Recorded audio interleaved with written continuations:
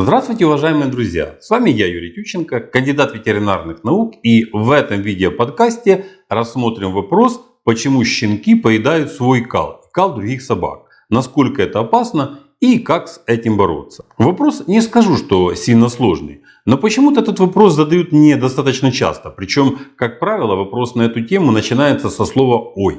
Сразу скажу, что никакого «ой» я здесь не вижу. Ничего непонятного и необъяснимого в этом нет. Но некоторые ясности все же надо внести, чтобы адекватно к этому относиться и правильно принимать решения. Поедание собственного кала или капрофагия характерно для многих видов животных. Для некоторых животных это вообще физиологический процесс, без которого не обойтись. И капрофагия является частью пищеварительного процесса, например, для кроликов. Помет кроликов богат витаминами комплекса В, азотистыми веществами, аминокислотами и микроорганизмами. В сухом веществе кала кроликов содержится 35% сырого протеина, 18% клетчатки. Вы видите, сколько всяких полезностей содержится в кале кроликов. Я мог бы еще долго вам рассказывать о роли кала кроликов в их пищеварении, но сейчас мы говорим о собаках.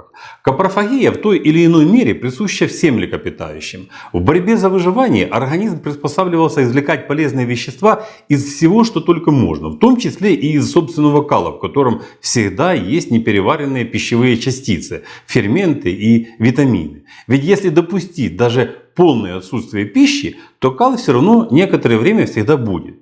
Вот организм и приспособился даже к такому извлечению питательных веществ. Даже волки в голодное время могут поедать кал лосей. А если волкам удалось на охоте зарезать лося, то все внутренности со всем их содержимым поедаются в первую очередь и с превеликим удовольствием. Я не говорю, что волк может жить на кале лосей, но какое-то время это помогает ему продержаться и не умереть с голоду раньше времени. То есть для млекопитающих попытки поедания кала заложены где-то на генетическом уровне. Поэтому если вы видите, что щенок поедает кал, то не надо падать в обморок. Ну и позволять ему это делать тоже не надо. Для щенка это не какая-то постыдная привычка, а один из аспектов изучения окружающего мира. И когда щенок маленький, то он пробует все, что встречается на его пути, в том числе и кал. Да, сейчас это рудиментарная привычка. Современному щенку эта привычка абсолютно не нужна, она себе давно уже изжила. Более того, поедание щенком экскрементов может нести угрозу для его здоровья, и поэтому от этой привычки надо как можно поскорее избавиться. Если вы увидели щенка, который пытается поедать собственный кал, то жестко скажите «фу».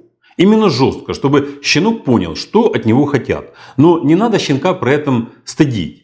Иначе он не поймет, что вы от него хотите. Очень часто бывает так, что хозяин застает щенка за поеданием кала и начинает ему приговаривать, что мол, ай-яй-яй, что же ты делаешь, негодник, и так минут 15.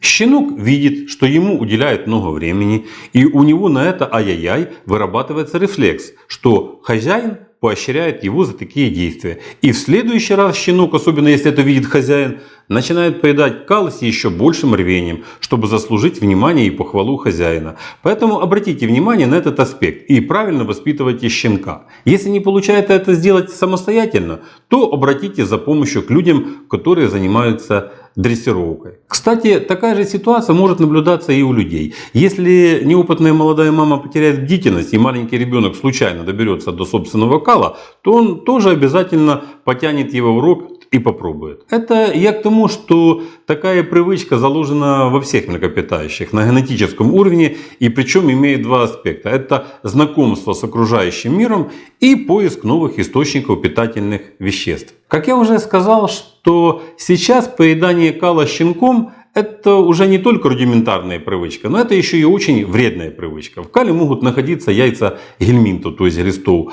а также возбудители многих заболеваний других. Поэтому нельзя позволять щенку поедать кал. И надо как можно быстрее избавляться от этой ненужной и вредной привычки. Причем, чем вы это раньше сделаете, тем лучше. Нельзя допускать, чтобы щенок на улице не то что поедал кал других собак, но и вообще прикасался к нему. Это может быть очень опасно для его здоровья. Есть еще и другие случаи поедания кала собаками. Например, сука подлизывает за щенками. Это тоже физиологический процесс. Таким образом она поддерживает чистоту в гнезде. И ничего страшного в этом нет. Это естественно, и бояться этого не надо. И третий случай поедания кала собаками – это когда наблюдается извращение аппетита в результате каких-то заболеваний. Например, при некоторых заболеваниях поджелудочной железы. Не скажу, что это встречается очень часто, но такое тоже иногда имеет место быть. Не буду сейчас на этом останавливаться. В таких случаях собаку надо обязательно показать ветеринарному врачу.